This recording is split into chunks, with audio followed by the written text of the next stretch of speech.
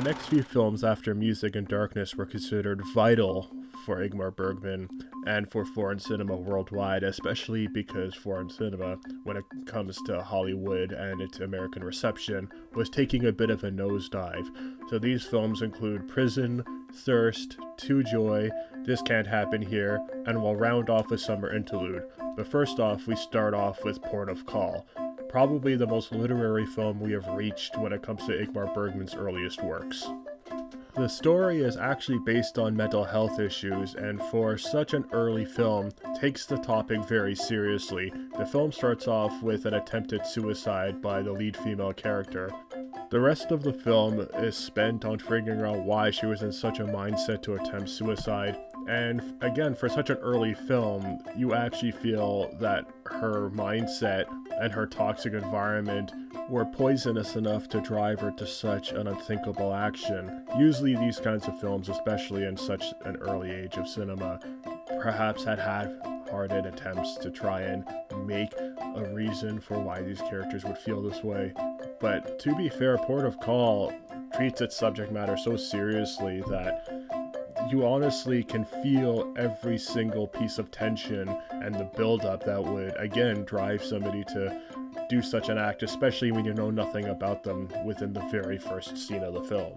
As you can see with these shots here, yes, Bergman is still trying to hone in his artistic skills, but while he doesn't go as above and beyond as perhaps the dream sequence in Music and Darkness, he is learning how to make basic cinema with a great vision. And once again, we're starting to see where all of his artistic integrity may have come from. Look at this long scene, for instance, this one single take, which again is a little groundbreaking for when the film came out. Not that this is the first long take that you would see in a film, but clearly Ingmar Bergman always had ambitions, even in the lowest critical point of his career.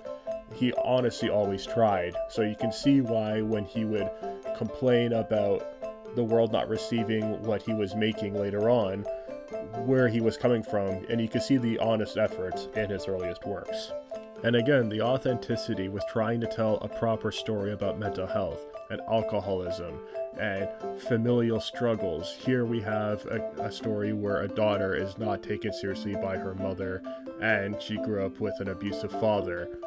With proper flashback scenes and the odd reference to her youth, we can pinpoint that there are a lot of character swaps when it comes to traits, or the negative influence that other characters will have on perhaps morally righteous characters. So there's so much complexity here that was void in the previous Bergman films that we've seen. Again, it's not nearly as flashy as Music and Darkness, but the textual literacy here is so much stronger that in ways I almost prefer this film to the previous film, despite the fact that, again, there is no scene that can wow you away with its directorial vision.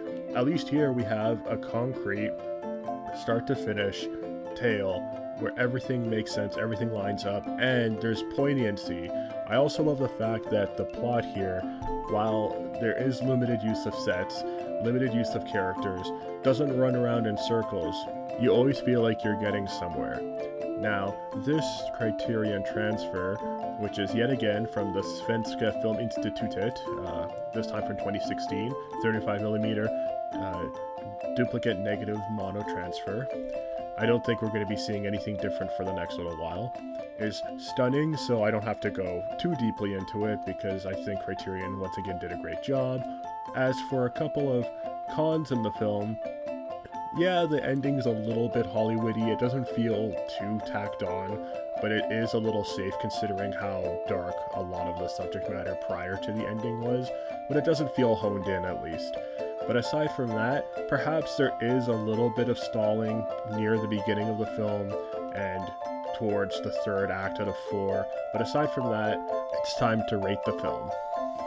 Like Music and Darkness, I'm going to give this one a 7. It's solid.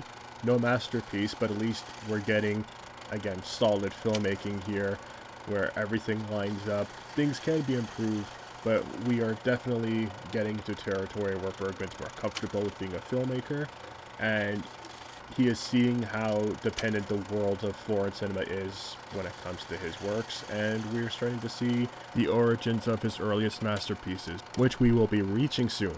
For now, this is a Film Doctor. The Film Doctor is out.